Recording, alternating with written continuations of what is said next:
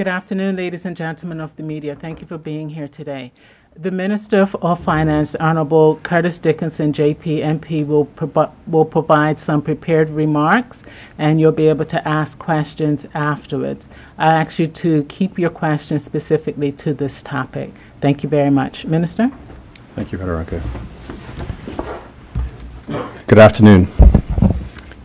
In December 1997, the Council of the European Union adopted a resolution on the Code of Conduct for Taxation with the objective of curbing harmful tax competition aimed at jurisdictions with low or zero rates of corporate income tax, such as Bermuda, BVI, Cayman, and the Crown dependencies.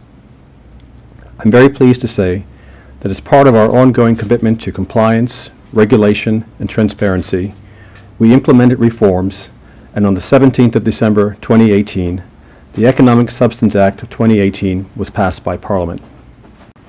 This ensures that Bermuda remains off any EU list of non-compliant jurisdictions and will continue to thrive as an international business center.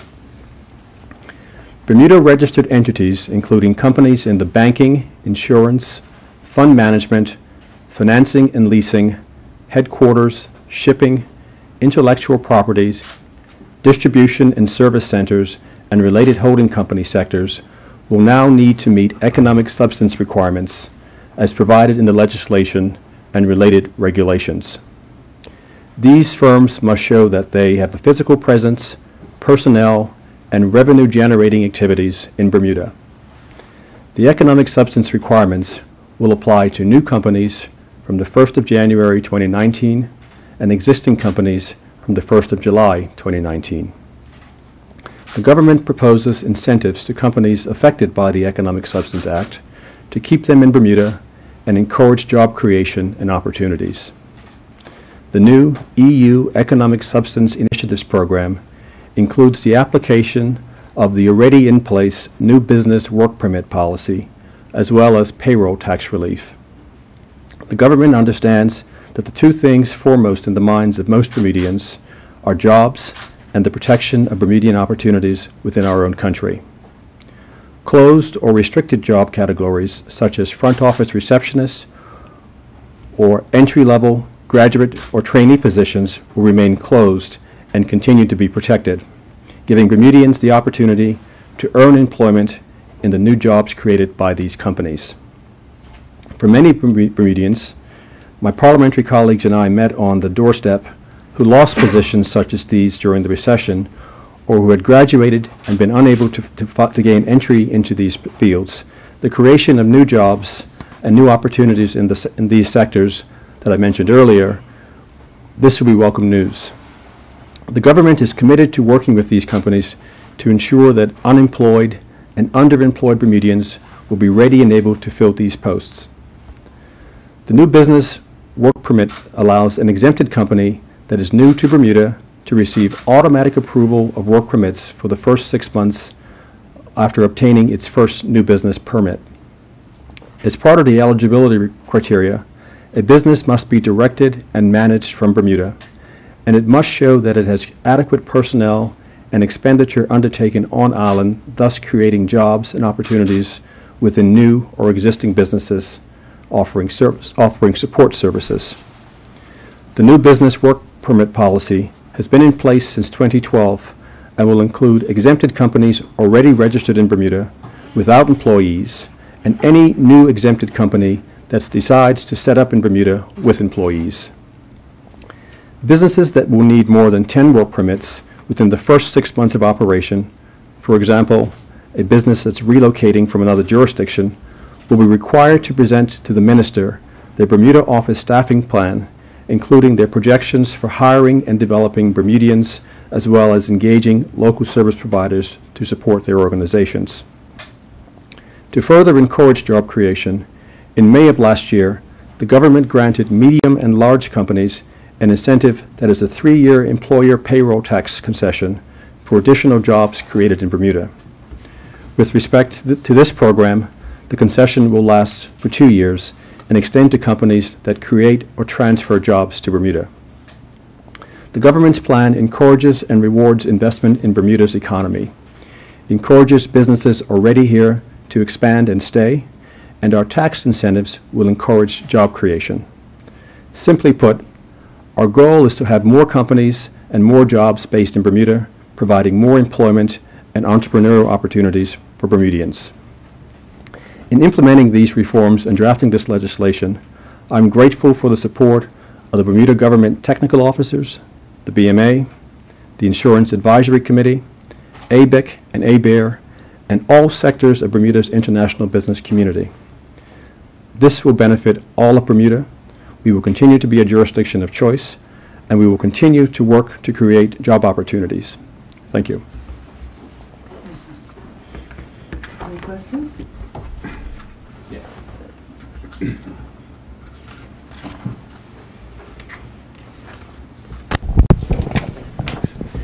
Minister, how worried are you that some companies might decide they don't want to increase their presence and they just want to relocate elsewhere? I'm not particularly worried at all. I think that there are some folks who will make the decisions that they are required to make in light of the economic substance regulations and the legislation. But I need you to understand that this legislation around economic substance is not unique to Bermuda.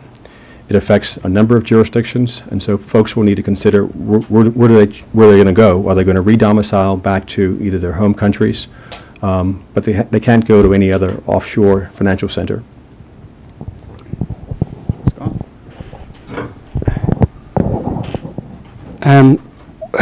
Why is there no metrics about the economic substance in the Act? I mean, how are we going to measure what economic substance is? Companies that are based here will be required to make submissions to the Register of Companies. An assessment will be made on terms of their substance based on the data that they provide to us around revenue, employees, activity generated domestically, and then we'll validate whether or not economic substance criteria have been met. Okay. And what kind of resources do you envisage the government's going to have in place, to manage all of this? We will need to have incremental resources deployed in the Register of Companies. I'd ask that you would appreciate that this is all very new, and we're all trying to come into terms with kind of what additional complement of people we're going to require. But at a minimum, we require some additional people at the Register of Companies. Okay. And when will you know if what you've put together, the Act, is going to be acceptable? We have been advised that sometime in February the EU will be getting back to us. Okay. And if they get back to you and say it's not acceptable, what happens? We hadn't contemplated that. We think we've done all that we're required to do to meet the standard. Okay. Have you looked at other legislation that's been put forward by other jurisdictions in this manner, and what do you say to what they have done? We are trying to get our hands on other legislation, but we've worked with a broad group of industry players, and we've been guided by some of their insights. But we suspect that at some point, once the EU makes its decision, everyone's information will be available to us. Okay. And have you assessed the economic impact that this could have? Have you got a best case and a worst case scenario? Or are you working with those in mind? There has been some work done on that, but I don't feel comfortable disclosing that information. I think at best it is a best guess, but that's all it is.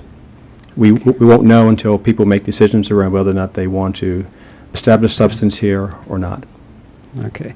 And has the business community themselves been asking questions about, how do we know if we've got the substance that's going to be required? They haven't been asking me, but I wouldn't surprise me if they've been asking their legal or their accounting advisors. Mm-hmm. Okay. And if companies do decide to stay here, how quickly will they have to, fall into line with what's being put forward? If it's an existing company, they have until July the 1st to kind of establish themselves. If it's a new company, if it's an existing company, it's new companies is January the 1st, existing companies it's the 1st of July this year. Okay. And you seem to indicate that, that some of these companies, if they don't have the substance at the moment, they could bring people over here, and there's going to be these incentives that you've mentioned. Will government be able to cope with an influx of, more requests for immigration and work permits? I mean, have you kind of got a case scenario for that? That's a high-class problem that we'd like to have, and inasmuch as there is an onslaught of people with requests to set up companies here and bring people here to work and create jobs, we'll find a way to accommodate them. Okay. And somewhere down the line, will there be metrics about, if a company's so big, it needs to have this many people here or this amount of resource? Eventually, I'm sure that there will be.